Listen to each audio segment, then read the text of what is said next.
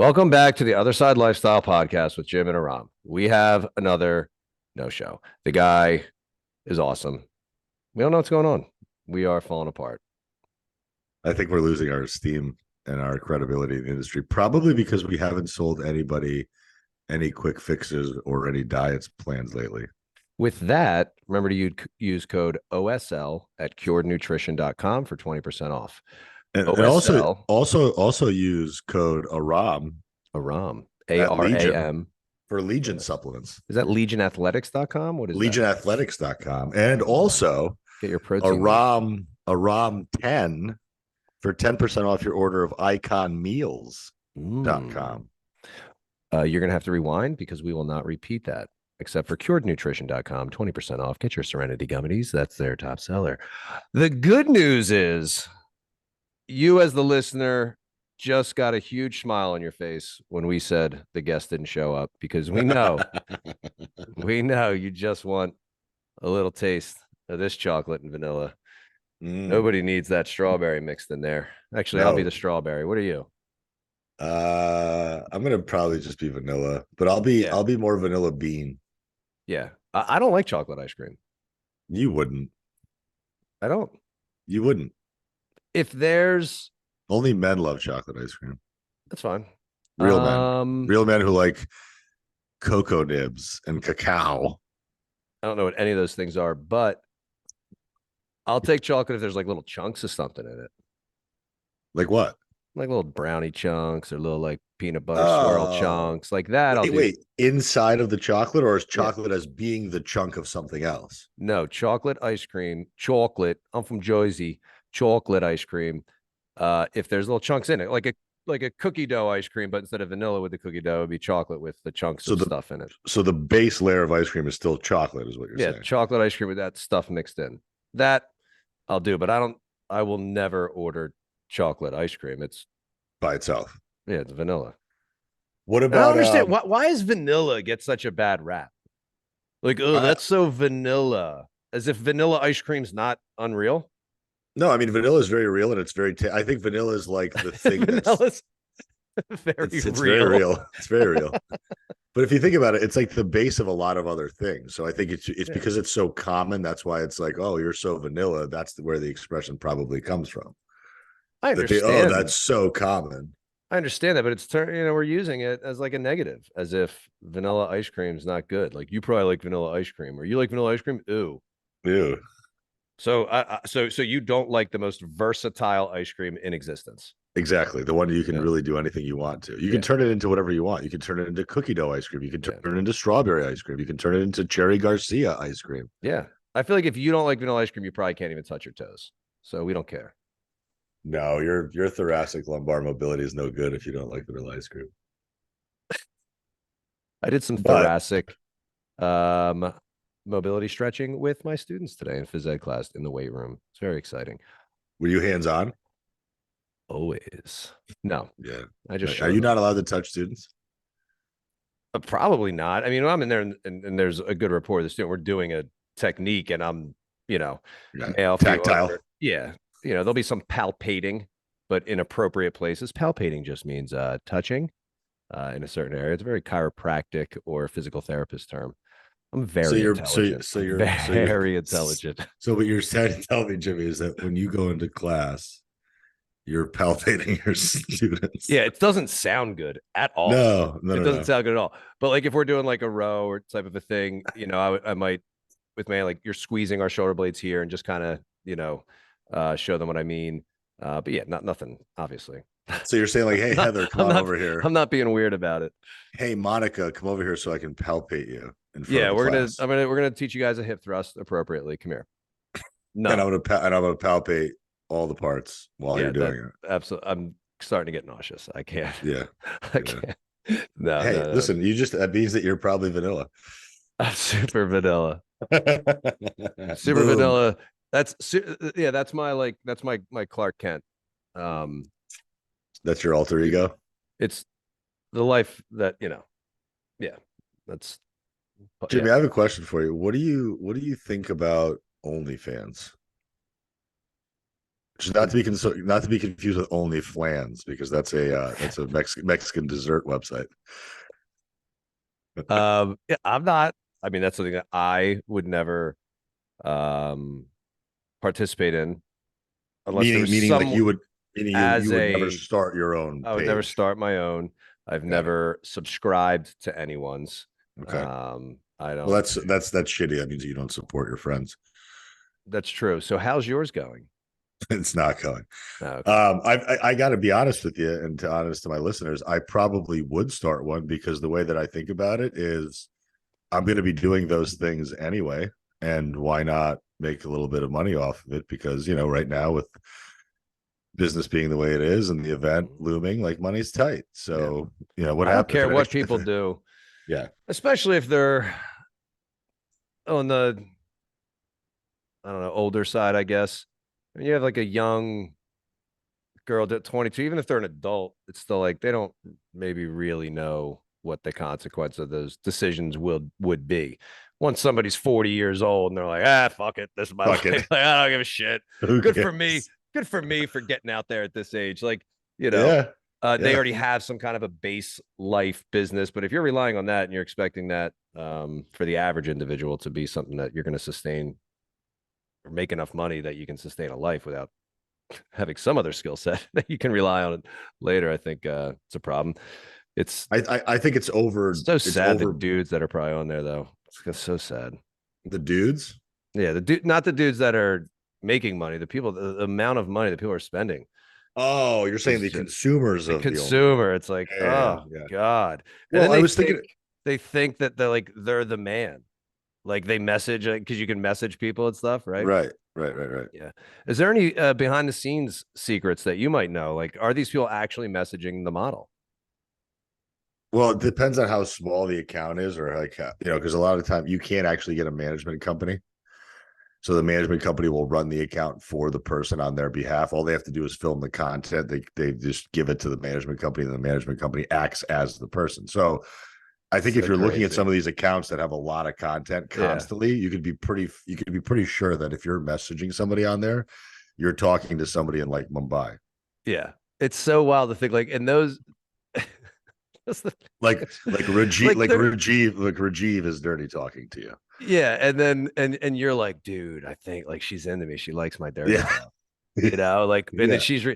yeah, like Rajid's responding like, "Ooh, you just made me feel this tingly way down my jingle changles," and he's like, "Oh, I knew that line would work." Like Yep. Yeah. Yeah. he's flying high Yeah. all day flying high, being like, "Dude, that chick's a smoke bomb," and I friggin' talked my way into a paid private video that they sent me. Mm-hmm.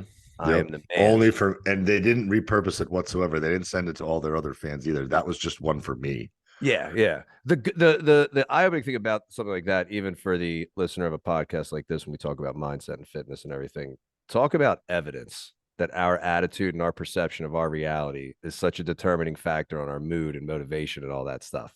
It's so easy to get caught up in all the crap, and we have to realize we have the power to change our perspective. It's work and whatnot, but that dude's life, he's flying high from talking to Rajid from wherever, just So, thinking it's somebody else. Our but that's the perception is thing. our reality. It's funny because I saw a video the other day. Somebody had posted kind of what their opinion was, and this was from a woman who's married with kids. And her point was that she's like, I think OnlyFans is fine in certain contexts, which always context is king. Yeah. But in the context of like you have children, you're married, and then like let's say your husband's even supporting the fact that you have this OnlyFans page, that's where she had a problem. Where my disagreement with her would have been this: like, if The there's problem is if you're married with a husband and kids and the couple is in agreement, she still doesn't think that they should do it. no, and I think so. For me, the only Just making problem sure I'm that I would, following. yeah, only problem I would have with that is purely based on young children. Like, I think if you're, let's say you're a married couple, I think I'm with no, confused. I think I'm confused. The person was saying that they're all for it if it's a married no, couple. they were saying Against that it. they don't understand why a married couple with children would Correct. participate in something And like I this. would agree with that. You're really not thinking about your kids and the I would potential as all, consequences. Absolutely. I think the second children are involved, the game changes. But if they're Yes. like, let's say it's a couple or a married couple or a dating couple and they don't have kids and they don't plan on having kids, Yeah. who the fuck cares? Yeah. No, Like I agree with you that. like you're gonna bang anyway. You're gonna probably do some fun shit. And if I mean, there's a part of that life that's, speaking just purely from experience, when you're in that world, like it is an exciting thing, like that Mhm. voyeurism, showing off. There is some side of being having that be a turn on. So I get that. I think the second children are involved, it's immediately off the table. Immediately. There's a Agreed. reason why you don't let your dog in the room. Agreed. I just watched the movie Sex Tape the other day because it Was just that showed up on Netflix. Jason Segel, right? Yeah, and Cameron Yeah, Diaz. that was so It was funny. exactly that. Like it was, we got to get this out of here. One, they didn't want people, and then even when they accepted, like, who cares? Whatever. Everybody does this stuff. Yeah, Blah blah blah. Whatever. It was still like our kids. We kind of fucked up. Like it was his best friend, his son, who was like blackmailing him. He's like, I yes, got 3 words for you: school, email, blast. yeah. He's like, give me 25 grand. And it's like, yeah. So I Well, in agree with that that. context, you're fucked because, like for a job like yours, okay, like you're going to be at risk for losing your job probably if that goes Yeah. public. But yeah, for out with there's no kids, I still think there's some people of a certain age and a certain life experience and certain skill sets and certain things that they can offer the world. They're probably jumping into it because they're excited because they're young, Yeah, not even realizing the consequences of it. But somebody like your age who has enough life experiences, you actually know exactly what you want with not wanting to have kids. Well, how many 22-year-olds, 23-year-olds like, I don't want kids? And that changes within 4 or 5 years. So somebody yeah, with a that's little bit more true. life experience, I mean, you also have less time for that to ruin you. You know, you're 22, you got a good 60 years that could ruin you. You know what I'm saying? I Like, yo, grandma, guess what I saw found out? I saw that only, but that's the thing is like to me, like I mean, between it's look at any of the things that we talk about that are taboo, whether it's tattoos, whether it's recreational drug use, like the stuff that used to be considered to be this evil empire of stuff. Like 50 years ago, if you were tattooed head to toe like you and I are, we would be considered criminals, Yeah, right? Like if we were pierced and tattooed and like let's say we were out, like people would assume that we were somebody that was doing nefarious things. correct. Whereas now there are people that are in high level CEO executive positions that are covered in tattoos that are maybe underneath a suit and tie. Or maybe they take their piercings out when they go into the office, like whatever. There's plenty of that. And then there's people that are just a lot more sexually liberated now, and they can come out and talk about things that 50 years ago we wouldn't even dream of addressing in a public space. Yeah. At the same time, I feel like there's like with any movement, people get caught up in it and think that they are sexually liberated. They think, oh, this is me taking my power back, you know, and I'm using these guys to make money. Like I'm in power, but you are giving part of you away. You know, it's just the same idea. You know, if you sleep with somebody, there's still a part of you that you're giving to them. There's a part of them that they're giving to you. For it to be completely emotionless and not affect either person, I think is very rare. I think It's a it very rare always breed. affects Yeah. us. Yeah. And it's most likely going to affect one of the people. So it might not affect you, but you engaging in that Yeah. act with the other person, it might affect them no matter how much they're saying, no, I just want a one night stand. They could say all this stuff all day, but there's stuff they never did call. What was that about? How Yeah. come that, you know, and there's, I think you are giving a little something Yeah. away, and you know, that's the part that each individual will never really know until they do it, and then they're like, shit, you know. That's I why I think say somebody that's a little bit older with a little bit more life experience, whatever. But you don't know, but you are I, giving part of I yourself think away to the world. I think there's a spiritual exchange that occurs during intercourse, of course, Absolutely. between people. I mean, to some extent. I mean, I could very confidently sit here right now as a almost 40-year-old man and tell you that I have absolutely no problem separating physical act of sex from Yeah. intimacy. I think those Mhm. two things to me are very segregated. Yeah. Like I don't think sex and intimacy are the same thing whatsoever. Absolutely not. I No. believe that sex is a physical interpretation of physical desire, Mhm. and that's about it for me, at least for me. I'm just saying for me. And intimacy to me is spending a great deal of time getting to know somebody on a very deep level, conversationally, emotionally, spiritually, by doing things together that have nothing to do with physical intercourse whatsoever. Yeah. And then even in those moments when it gets to that point, there can be true openness and honesty about what things that you want to try or experiment with and this and that, versus when that intimacy is not there. It's like, well, and that's the thing, I try is like this? Like, you well, don't know. but to me, like, and this is why I think something like ethical non-monogamy or an open relationship is something that is absolutely possible with the right type of couple. I Because remember that was huge just a couple years ago. Aubrey Marcus was all about it. You know, Aubrey Marcus from On It. He's a big, like, you've referenced the name a few times. He like had an ebook on how to make polygamy work and all this stuff. He got married. I think he got married to his girlfriend. That they were pushing that about how almost this is the real true love, when you can share the person you love with other people and have trust and all that stuff. That's next level intimacy.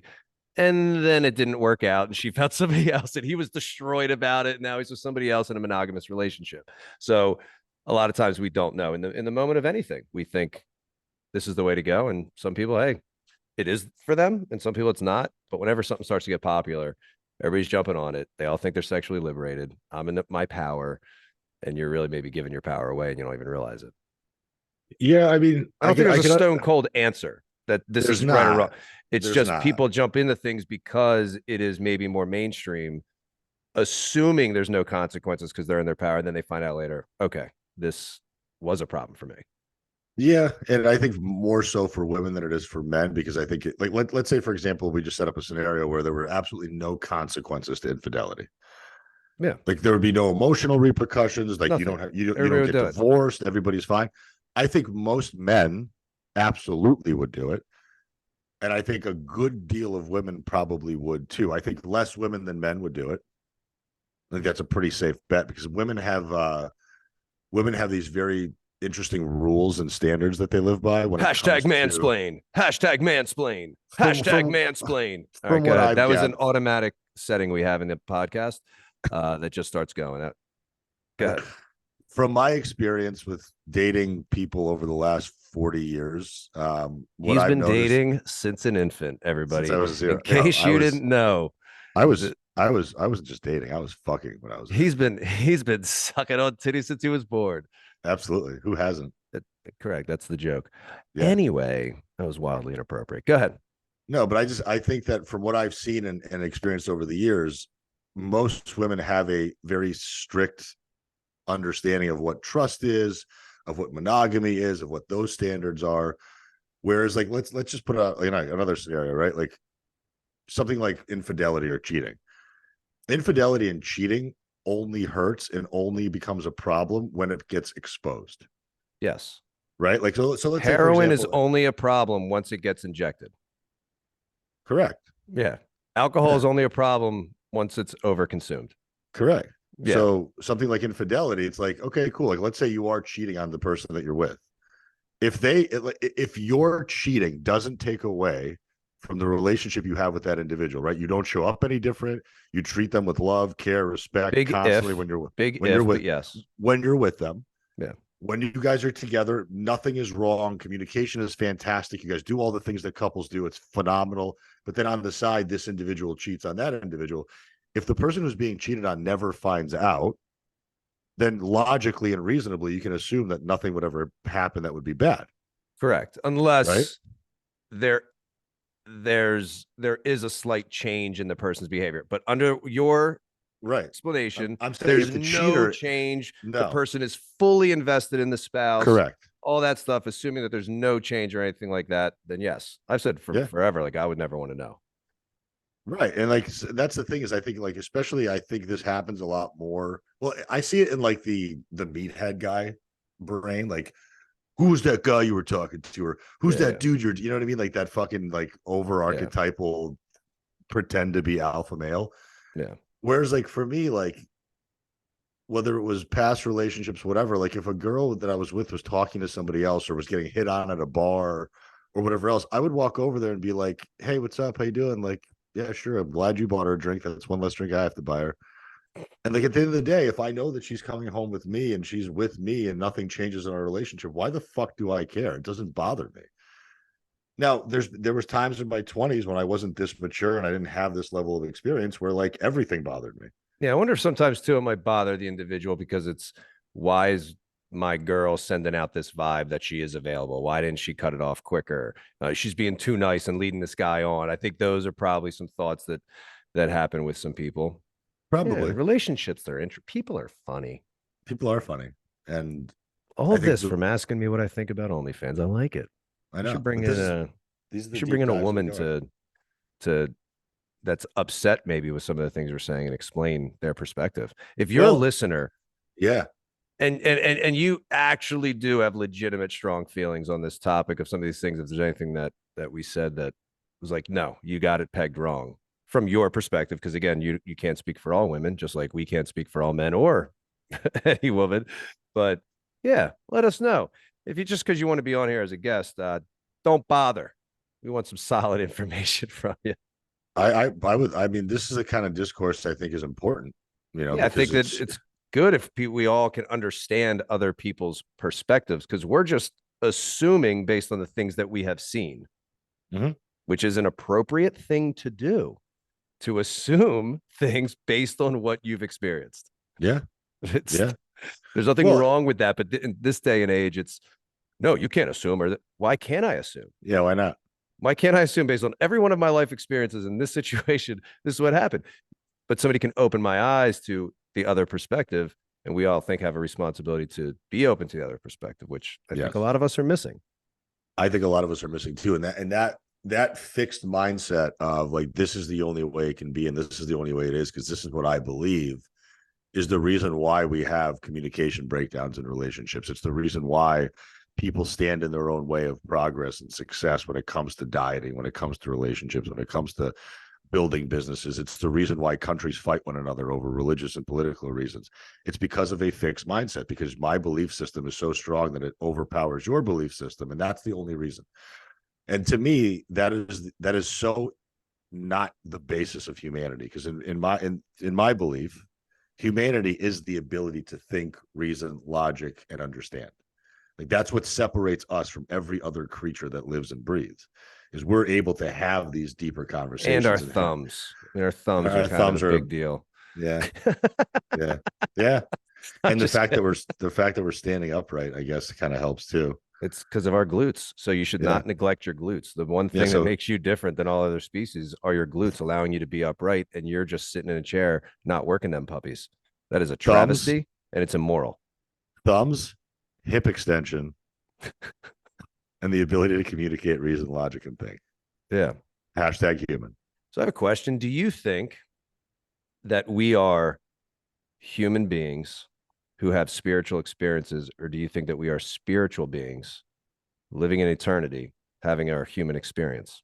I would have to understand the definition of spiritual first. That we're all energy that is kind of all one giant network, like the way mushrooms kind of are a giant network underground communicating with each other. So if you ever watch the documentary Fantastic Fungi on Netflix, it gets into the whole underground network of mushrooms, not just psilocybin mushrooms, actual just regular mushrooms, lion's mane, all the different things. And this communication between the trees and how all that stuff works. So it's all one network, but then there's all these mushrooms that pop up, kind of thing. But But it's those, all like one energy network with communication. but That isn't that a physiological communication? the communication part is so our human experience. Right. That's when we get to communicate in our consciousness that we have now. And again, these are just thoughts that I have, or I'm not always necessarily convinced. I'm just open to the idea of it. But to think that we just spawned up out of nowhere, we're just going to die, and like that's it. But isn't that how Then every other living creature and being lives? They just spawn up from being born and then they have an experience and then they die. correct. That's what I'm saying is that this is our human Trees, experience. plants, Yeah, I don't dogs, think that when cats. I die, I'm going to have consciousness. I don't No. think that like people talk about heaven and hell, and people have a fear of, I think, not having consciousness. And it's like, oh, I want to go to heaven. I'm going to see my family again. Well, your consciousness is in your brain. And your So when brain's your dead. brain is no longer part of you, there's no more consciousness. It's just kind of like an energy transfer. However, all that stuff works. That's how I kind of view it. And maybe we've had prior human experiences. Maybe we will have future human experiences. Maybe these are just repeated human experiences to try to figure our soul or our energy or our spirit out. I don't know. It's kind of, but you don't know. Like, so when people say like, oh, in another life, right? Or like I was reborn or whatever, like, or when we have coincidences occur, we have flashbacks. It's like, oh, this must be from another existence. All I know is what I know today. Like, that's all I can really, as a human being, conceptualize is what's happening today, what's happened in the past, and the potential of what might happen in the future, which I can't even ever control, nor do I ever think about it. So for me, like the way that I think about it is like when I was a kid, I used to actually scare myself awake of being afraid of death. Yeah. And the fear of death to me was always because of this misunderstanding or unknown of nothingness. Yeah, it's the one thing that we can never truly know. But even that, like you just said, the nothingness. So that would assume that you have your human consciousness in that nothingness. If you don't have human consciousness in that nothingness, then you're not experiencing nothingness. Right. Well, that's I mean, think about it this way. Like I had on October 4th when I had surgery, they put me under. Yeah. I have no idea. Correct. Like I know that they're injecting me with something, and I'm awake, aware, and all of a sudden nothing. And then every night we go to bed. And then I just magically wake up. But at least when you're asleep, there's dreams. Not every time. And we don't always recall them. But there's sometimes there's dreams. Sometimes you're waking up in the middle of the night and that reminds you that you're human. Correct. But I'm saying in that act of falling asleep throughout an 8-hour sleep, you're not dreaming the entire 8 hours. No. So a significant portion of that, you have no consciousness, no thoughts, no anything. Nothing. That's nothingness. It's nothingness. But I'm not experiencing the nothingness. And that's why I'm not afraid of it anymore. I'm not afraid of it. I used to be terrified. I mean, there's even sometimes like if I'm really fucked up on some drug or another, and I get into this like bad negative headspace where I start thinking about that nothingness, it is frightening to me because I do truly enjoy being alive. Like I think a lot of people don't appreciate this opportunity, this chance, right? This chance to be alive and breathing, like my favorite band Tool always says. Well, hashtag Tool music. Hopefully they'll sponsor our podcast at some point. They probably will. Axl Rose, lead singer of Tool. Maynard James.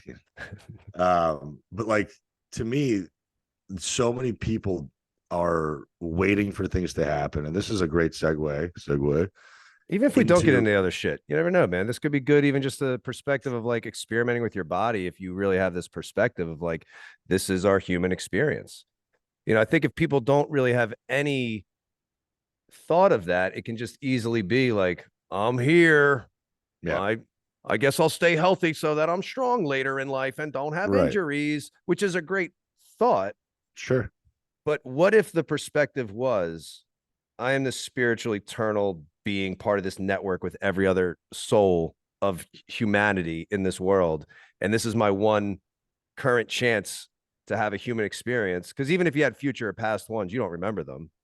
So it's always your first human experience kind of per se.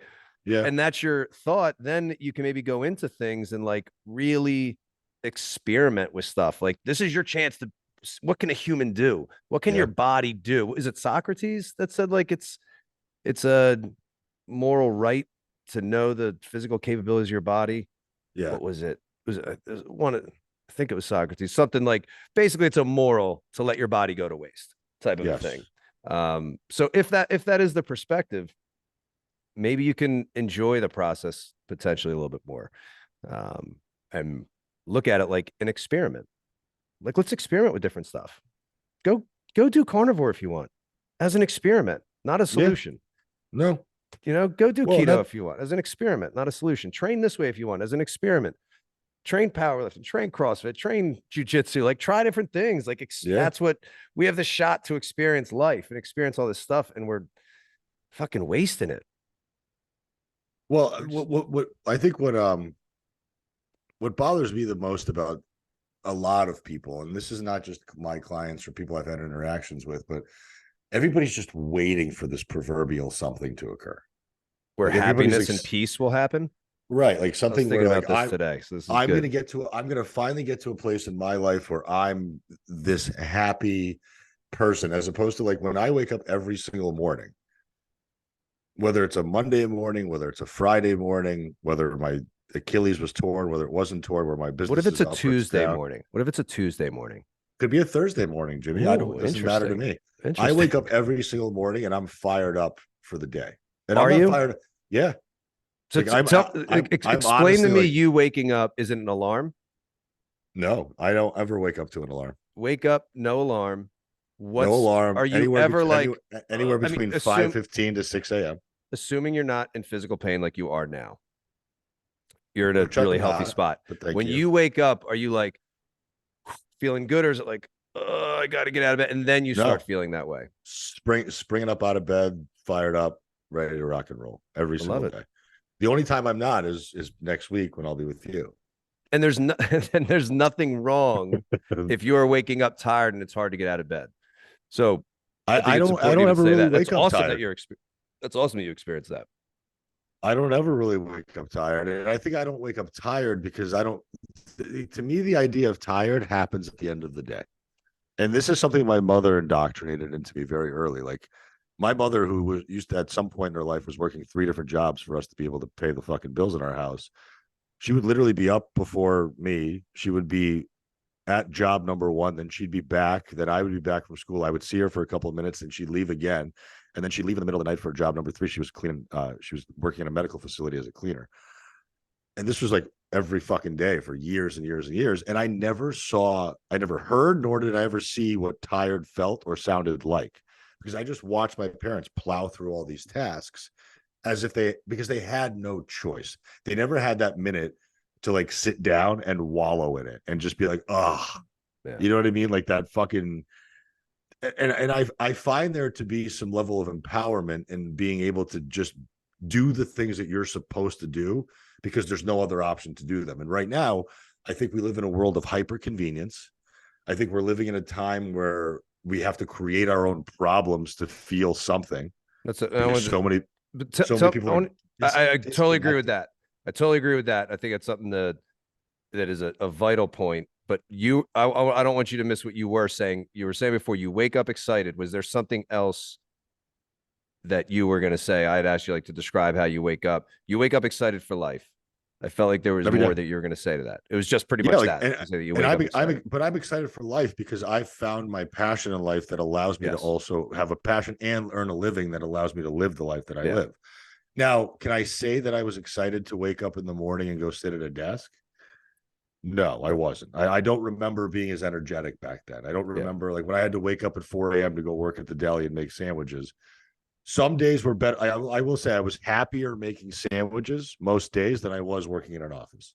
Yeah, it sounds significally better. Yeah, like it was way better. I could never sit in an office. I liked the people I was with. I liked the banter throughout the day. For every tough day I had at the deli, it was always beat any tough day I had at the office. Yeah, like you're dealing with different that what you said before about inconveniences, like this idea that we're just going to be happy all the time in the process of doing the thing that we love that should make us happy is complete bullshit. The things that you love and are passionate about and that you pursue will always come with a struggle. Always come with a struggle. At some point for some time. Oh, always. Like right now, I mean, you're doing what you love. That's what gives you energy and drive. Are there struggles? Of course. Yes. Are there financial struggles? Yes. Are there client struggles? Like, what do I do? Yes. Are there you create a Real Coaches Summit because it's something you're passionate about and excited about. I'm assuming that it's just super easy all the time and there's never a headache. Like this idea that we're not going to have any other if I just quit my job, that'll get rid of all my problems. No, it won't. You'll create other problems. You know, your problem maybe when you were making sandwiches, you didn't have as much money, but your problem when you were making more money is I hate my fucking 8 hours of my day. Yes. Like, yeah. We're always going to have some kind of a problem or a struggle. And so if your life is really comfortable, you will absolutely create drama and struggles. So just because things aren't amazing all the time doesn't mean you need to quit what you're doing. Doesn't mean anything. You need to figure out what the stuff you are excited about. And I commented on Haley Berrigan's post today. Yeah, that was good. Did you see, you didn't see my comment probably, but I posted a comment because she kept saying, I'm being dramatic. She wanted to quit. Haley Berrigan was a guest of ours. She does powerlifting, single mom. We talked about like, don't lift or you'll get bulky. That was like the topic of our conversation. And she had posted how she was going to bed like, I'm dropping out of this powerlifting meet. I'm not making the gains that I want. I'm just being dramatic. I woke up the next day, but I'm just still being dramatic. And she was saying she's being dramatic. And I commented saying, you're not being dramatic. You're showing that in the process of pursuing something that you love, that you're going to have doubt throughout it. You're going to have moments of doubt, wanting to quit, all that stuff. But you keep going because the reward is in pushing through those, not in the result. Yeah. Yeah. I have a lot more satisfaction when I can solve a problem than when I can get to an end result. Like every day up to the coaches summit last year into this year was resoundingly shitty to some extent. Like whether it was like, I can't get enough people to come. I'm dealing with this person. I'm dealing with that person. I got to figure out this problem, that problem. But there's some satisfaction of just being able to check these things off a box and then be able to be like, okay, cool, I'm capable of this. And then when the event came, I got to see it from this like peripheral lens of like watching all these people enjoy what I was able to put together. And I didn't really do anything other than just arrange the thing for people to come together. Like I didn't cook the food. I didn't set up the staging.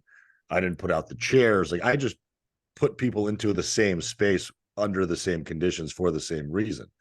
With a great amount of fear and discomfort because you have to pay for that, not knowing tons what the result's going to be. Tons. And completely stressful. So good. And it's almost worse this year, to be quite honest with you. And the reason why is because I have something to compare it to now. You know what I mean? Like this year is already a little bit more stressful this far out. It's exactly like the dieting stuff. The first time when I dropped 20 plus pounds tracking macros intently for 3+ months, it was, all right, I got this many calories. Do I want to use it tonight for 2 ounces of vodka or not? And it's like after 3 weeks, I'm like, I don't care. I want the 2 ounces of vodka. And I'm using that. And it was like, I was locked in. Every other time I've tried to do that since, it is more difficult because it's a different experience. It's like, I've already done this. You're seeing things potentially from a different perspective. The first time you're more excited, you're learning along the way. And then each repetitive time, you're like, I'm doing this again. You can maybe feel a little bit more defeated, or in your situation with what you're talking about, obviously slightly different stuff, but yeah, I can imagine that. And then once you really get the hang of it and you're getting a certain amount of registrations, there's like demand, then it's maybe a little more enjoyable, more of an experience, that kind of thing. So yeah.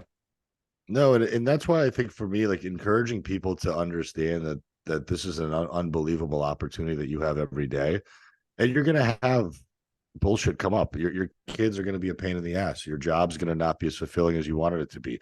You're probably not doing what you envisioned yourself doing your whole life. Sometimes there's challenges with your partner that make you question why the hell you've been in this relationship for as long as you have been.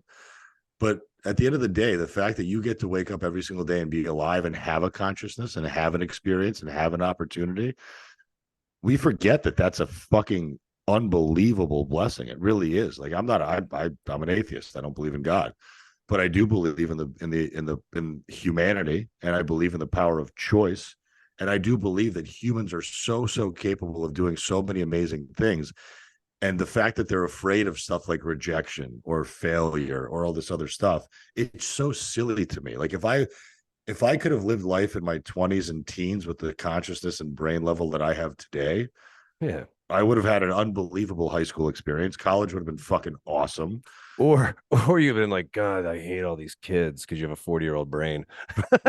Probably. But it's just interesting to see like what maturity and experience are really allow you to do. And I think the longer you've been in alive for, the more, like if you're a 40-something-year-old person and like you're sitting here like so obsessively worried about what your pant size is or what the weight scale number on the weight is, having those conversations all the time. Like the world is so much bigger than that, and like there's so many more opportunities for you to fulfill yourself and fill your cup in other ways outside of trying to achieve this aesthetic that you're not even that fucking really you don't even care about it that much, because the honest truth is, if you cared about your physique as much as you think you do or say you do to other people, you would have never let it slip in the first place. Yeah. It just would have never left your side. Like, it would have never not been a consideration for you, but it stopped being a consideration at some point because other things became more important. So But you're don't just forget not about those things that are so important right. that are in your life. Yeah. You know, everyone's And like, blame the kids, blame the job, all this stuff. These were things that you were highly passionate about. And then you're like, all right, I've been working here long enough. All right, this kid's like 4. I've known him for a long time. I'm just kidding. 4. yeah, And you yeah, barely know him. It's only been 4 years. I mean, come on. It's that's like a it. high school relationship. It's a blip. That's it. High Um, school. My but yeah, I mean, relationships in high school were like 3 hours long. yeah, and you can build that passion back in the things that you're doing. But when you start going through the motions at your job, that's why you hate your job. Just like when you're going through the motions with fitness and health, you hate fitness and health. Yep. Yep. As opposed to waking up and saying, I have another opportunity to try my best. And it's not going to be perfect. And it's not always going to make me proud, because, like, at the end of the day, like, are you proud of yourself for brushing your teeth? Are you proud of yourself for getting to work on time? Are you proud of yourself for baking dinner for your family? Like, none of these things are just automatic for you. So, like, we always talk about this, like, make decisions that you make you proud. But the reality is that's just soft talk. That really is just very, very soft talk. At the end of the day, like, you don't need to be proud of all this stuff. The fact that you're still trying and doing all this other stuff, that's what makes you human. That, because you woke up today and you have these opportunities, that's where you should be thankful. And that's why I do believe in some level of gratitude and stopping smelling the roses every once in a while, because we forget, like, life is so fucking bad. It's like, it's really like, even your worst day with stress being at its highest possible level, it's really not that bad. Like, Yeah. look at what's going on in the world. There's people in Israel right now that can't even walk down the street without worrying about being blown up. There's people in China that are worried about XYZ fucking disease popping up again. You know what I mean? There's people that have so many really massively considerable problems, to where, like, your kid being annoying and you not liking the food that you ate today for lunch and you not liking the way that your boss talked to you is literally minutia. It's the most ridiculous minutia on the planet, and it's only important to you because you don't have anything else going on. Yeah. So the way that I And talk it's about this okay stuff if to people is like, if your big problems are much less than somebody else's big problems, they're still your big problems. You know, so I do, as much as I totally agree they with your are, sentiment, I always hated they are, like if you're, dealing with something and someone else is like, yeah, well, my wife has cancer. Okay, never mind. This huge thing that's going on in my life isn't as bad as that. So whatever. I think it's more that power that we do have to shift our perspective, and the power that we do have to take action to make what the situation we're in, make it as good as we can, and have an attitude in the stuff that, you know, will help make that experience better. We can fight the waves all day or we can ride the waves. And there's times where, hey, it's a short period of time. Things are down, things are busy, things are crazy. And then there's just times where it starts getting a little too long and you're not taking any actions to make yourself yeah, feel better. And then it gets really hard to get out of that slump. You just get real depressed because you're not actually taking any of yeah, those action steps that you need to take. And for the people, I know a lot of listeners like are in a really good place. That's why they listen to us, because obviously you got to be yeah. in a good place to find us. Right? I think so. You should be. But it's like, don't beat yourself up about stuff, but push and try. They like experiment with stuff. You do have this great opportunity. I forget who had said it, but about trauma. Trauma is not what happened to you, it's how you responded to it. So it's very easy for us Yeah, to compare. Well, at least this didn't happen to me when I was a kid. Well, it doesn't matter if it happened to you. If you responded, like some people, they have a horrible thing that happens to them as a kid, and it's a traumatic event. Somebody else has the same experience and they like use that for the best thing ever. Father's an alcoholic who beat yeah, them. That destroyed their life, yep, or it made them the best human being ever. So like this trauma is how you respond to it, not the actual act. So no matter how big or small it is, if we react to it in a certain way, it's going to have a big effect on us, because then I think people can start being yep, like, why do I feel this way? I mean, I had a good childhood. You start thinking, then you start feeling like, what the fuck is wrong with me? Like, no, nobody beat me, raped me, like nothing awful happened in my life. Why do I have these child wounds?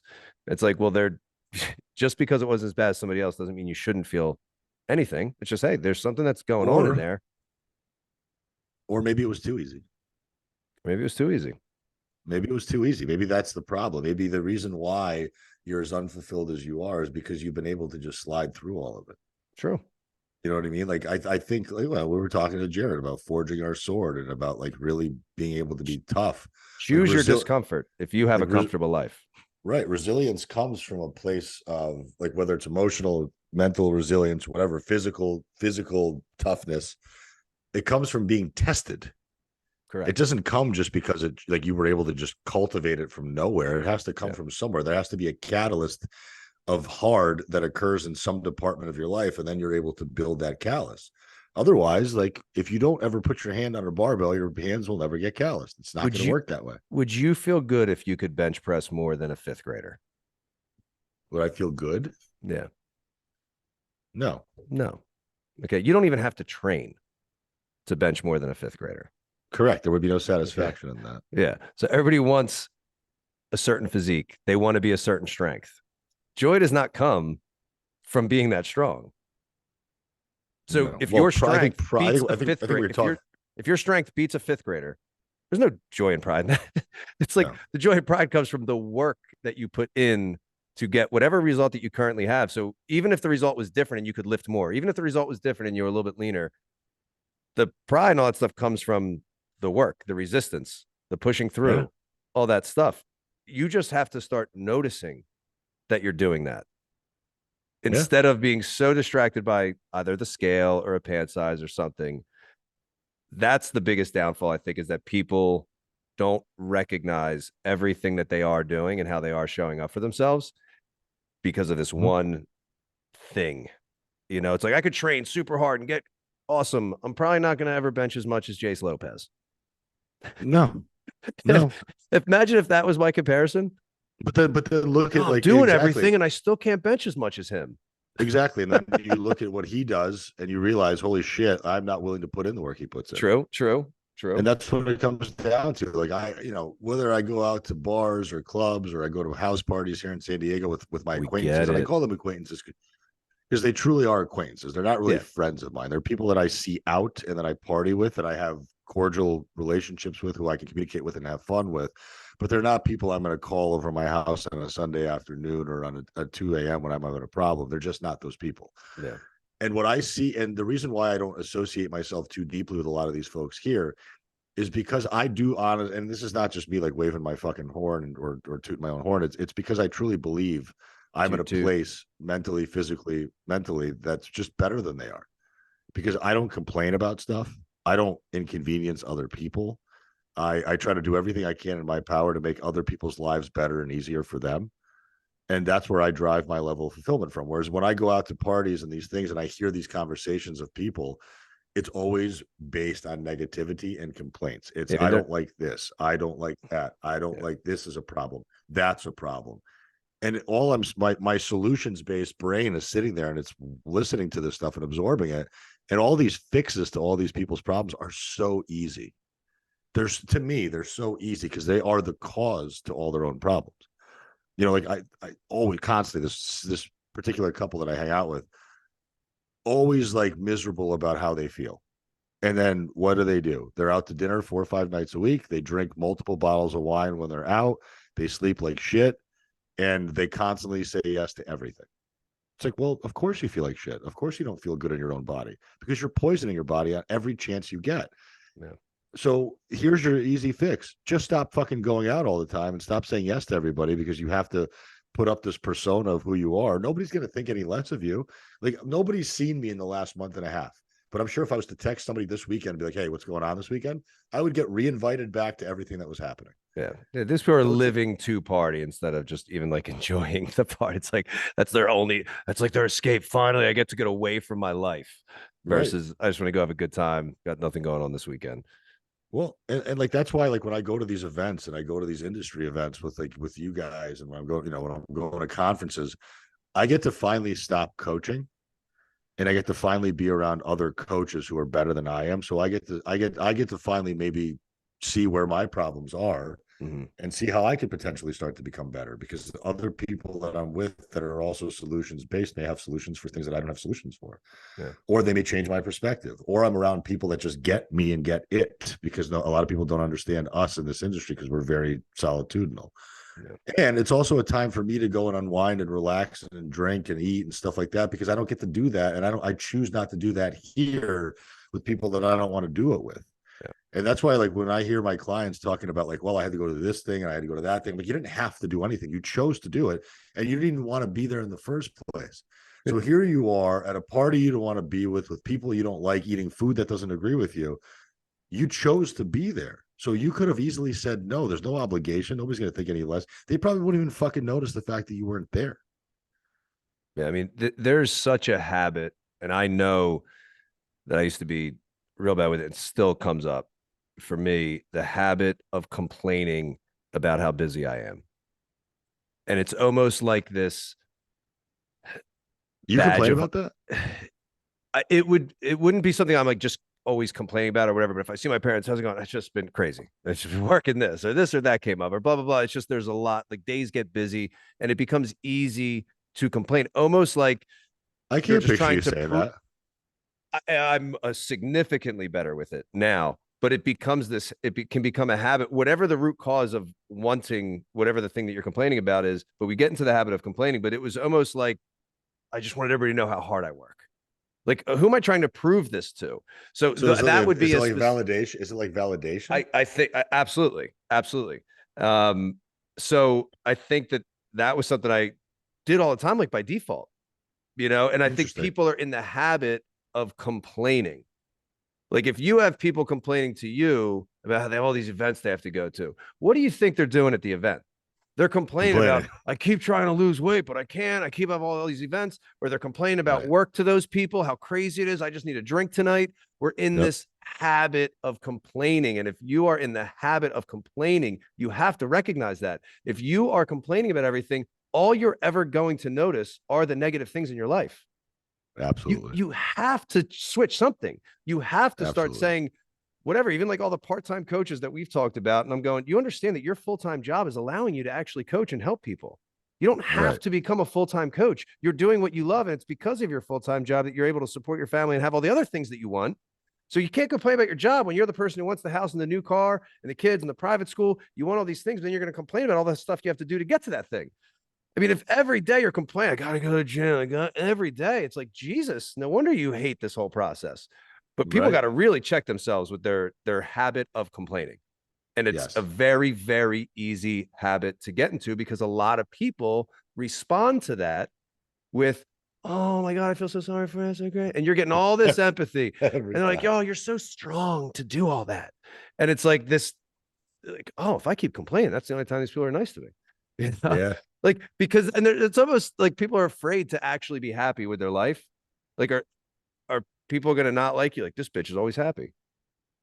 Like, maybe, do you know what I mean?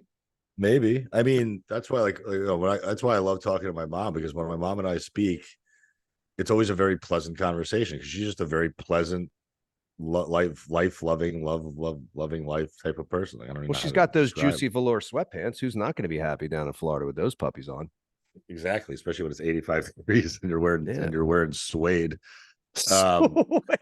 Whatever the fuck. She just wears leather vests and bras all day long, all day, with a ton of metal on them. And like, I see like the stuff that she's gone through in her life, like fucking this surgery, that surgery, this issue, that issue, multiple jobs, never really having enough money. And there's never once in her life ever bitched to me about anything. But then she's got all these people that she's surrounded by who have a ton more resources than she does, who have better health than she does. And all they do is complain to her. And my mom just laughs at them. She's like, what do you complain? Like, I'm the wrong person to complain to. Like, I'm just kidding. And my mother has no problem telling people to fuck off and put them in their place. Here's your homework assignment. Here's a homework assignment. Maybe we'll end on this. Okay. Unless there's something else. This is like our long, good conversation. We don't have to talk about training. All these things, you really embrace it. It's going to help with all those other aspects. But here's your homework assignment, other side lifestyle people. Next time you're around somebody and they're complaining, because you hate that. You have the friend that's always complaining about something. Your job is to say, so like, what's been going good? Like, just tell me like one win from this past week? What was like one good thing that happened this past week? Don't even acknowledge or give them empathy when they're complaining. If it's a person who's habitually complaining, if it's a friend who's not like that and they're complaining about something, be an ear. But if it's a person that's always complaining, be like, anything good this week? Yeah. Force them to not complain about one thing. And then start asking questions about that one thing. Oh, really? How that? Blah, blah, blah. Get them talking about that and do your best to catch yourself when you start complaining. It's okay to, in the middle of complaining, be like, I'm going to stop. I'm complaining. That's not what we're here to do tonight. We're here to hang out and have fun. How you doing? Try to switch gears. But until you can start hearing yourself doing it, and then start to stop yourself, then stop yourself earlier, then stop yourself earlier, and then maybe you're not doing it as much. I love it. I think that's perfect. Yeah. So tell me one. Yeah. Anything good happened this week? That's your homework assignment. That's it. Yeah. What happened that was actually positive this week? What made you happy this week? Yeah. Nothing. What lit your fire up? Nothing. Well, then you might as well just fucking. Do you want the knife now, or do you want me to shoot you? How do you want to go out? If the person's saying nothing, then you know what? And this is a person who's draining you of your energy, because this was my post today, getting rid of the things that are draining you, adding the things that you know that are going to help with your state, mental state, especially. If they're one of those people that's always complaining and you say anything good and they say nothing, go, you know what? It sounds like you probably could use a little nap. I came out to have fun. I'm trying to not complain so much about stuff. You can't tell me one win. Why don't we get going? Just get to bed. Maybe this isn't what we need right now, and walk away. Yeah, I don't know. And also, it'll be uncomfortable. DM me if you want me to start an OnlyFans page. Actually, DM me if you want Aram to start. Yeah, DM Jimmy. Tell Jimmy that you want me to start an OnlyFans page, and Jimmy will tell me the interest, and then and if it's more than 2 people, I'll start one. No, because if they message me, and then I'm gonna send you to a therapist. Why? There's something wrong with you if you want Aram to start an OnlyFans. I think there's plenty right with you if you want Aram to start an OnlyFans. It's probably true. I'm just deflecting my. I'll take everything off. I'll take everything off but this boot.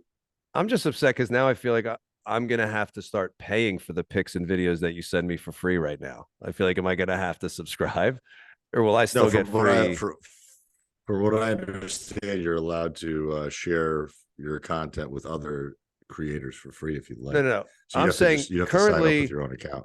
If you guys didn't know, on a fairly regular basis, Aram sends me nudes, whether it's a video or a picture. And now if he starts an OnlyFans, I guess I'm just kind of but very tasteful nudes. They're actually implied nudes, if you understand what that category is. No, it's very graphic, some of the things he says. And I'm just afraid that he's not going to do that anymore, because now that he's getting paid to do that, got to put a poll up there. You'll still send me the free vids? Yeah. Nice. Oh, nice. Absolutely. Yeah. And in case you still don't know us enough, or if this is your first episode listening, or I'm being sarcastic, he does not send me raunchy nudes. I feel like we always have lies. He's backpedaling now. Now he's backpedaling, and he's actually lying to you, because he has seen my genitals on number, and he's actually going to have to help me shower. I don't think I ever have. I don't think I've ever have seen your genitals. Did you, when you got the Airbnb for next week, did you make sure that the showers were stand-up showers, or were there tubs? Do you remember? I have no idea. I would guess it's a tub. I don't know. Let's take a look. Yeah, we'll have to find out. Luckily, there's no doors. There's no doors in any of the bedrooms. So if you're crying at night, I'll be able to easily hear you, and I can come comfort you. So you'll have to help me in the shower a little bit, which will get awkward, but that's what friends are for. Are they? So you know what? We're gonna find out how tight our friendship is. We just found Aram's first piece of content for OnlyFans. Jimmy Nutrition helping 4 weeks to the beach just clean his body in his disabled state. Oh my God. You should have seen, dude, when the cast came off, the amount of just dead skin around my foot was just awful. Actually, you know what I think your OnlyFans should be? What? You set up a camera, and it's just videos of you taking a shit, typing up your toilet talk. Ooh. It's literally just that. And then it ends with awesome. It ends with you wiping or bidet. I don't wipe. You know this. Yeah, bidet. By the way, if Tushy and whatever other company's stock went up last week because we were plugging bidets, I want my cut. So tushy.com. Yeah. I will send you my address to where you can send the check to for my affiliate program. Yeah. You should probably at least start like an Amazon account where when people buy The wish things from you. list. The No, wish like list. you can create a whatever. I forget what the word. It's like an influencer Oh, type like of thing. a lot of girls do that where it's like I Yeah. buy my leggings from this And then they and get a percentage. yeah. So Oh, you have they a get a percentage from storefront. that? You have an Amazon store. Now, some people are posting a link to something on Amazon. It's just a link. I'm providing this, but you can create a storefront and then you post that link. And if somebody buys the Tushy from your storefront, you, excuse me, get a percentage. So you Really? can, yeah, I forget the affiliate. That's amazing Kinda, because I yeah, it's fucking smart. put I put so much stuff. I give so many people Amazon links to stuff all the time, and I don't get shit. So I should do Yeah, that. yeah. Look up. I think it's either like an affiliate, Amazon affiliate program, or Amazon storefront program type of a thing, and you verify who you are, and then any things that you add to your store, if people buy from your store, just like if somebody uses code OSL at curednutrition.com, if they use code ARAM at legionathletics.com, or if they use code ARAM10 at Icon Meals, Icon Meals, yeah. Icon Meals, then you get a little something for that. So it's the same thing with Also, Amazon. shout out to the guest that couldn't make it today, Alex Bush. His father-in-law died today. That's why he wasn't able to come on. Not our problem. So next time, let us know. Plan better, Alex. He's now in the spirit world, waiting to enter his next experience. Right. Yeah, You and know we what I'm won't even saying? know what's going to happen to him. No, no, that's wild. That sucks, man. Yeah, it does. Yeah, his wife's dad died, and that's why he wasn't able to grace us with his podcast. But we'll get him back on, folks. And I hope We you will get enjoyed him this on. episode. Very And different. This is a very unique episode for us. We didn't bring the fire sometimes like we usually do, but I think it was a good conversation. I think we always bring the fire. I think everybody that listens to this episode gets marginally incrementally better per listen, per day, per time. And at some point, because I want to start actually making our content a little bit prettier, because other podcasts are so much nicer than ours. If you listen to this all the way to the end, and if you have, that means you're a loyal listener. Very DM wild. Jimmy and myself, please, both of us, and let us know what is the donation contribution that you'd be able to easily be able to contribute to a Patreon account should we wanted to start one, in order to make the visuals and the audio quality and the production value of our podcast better. So if it's $3, great. If it's $5, great. Whatever it is, let us know what that number is, and we will try to do our best to make this the best possible podcast in the podcast stratosphere. Get it actually on YouTube and things like that, which I know a lot of people do enjoy watching. I've had multiple people, even my dad, ask like, "Is this on YouTube?" I've had a lot of students who have come across my page. I end up asking like, "Are you guys on YouTube?" Like, no, like a few episodes on there. Yep. But so I think if we can make that happen, we should. So folks, let us know, please. So let us know who you spoke to and what they were happy about that day. That's your homework assignment. That's right. And let us know about how much money you would pay us. And let us know if you want me to start an OnlyFans page. You got a lot of homework tonight. Yeah. And don't be afraid to actually be positive and not complain about stuff. It's okay if other people are jealous of your joy instead of your body. Absolutely. And as always, bye.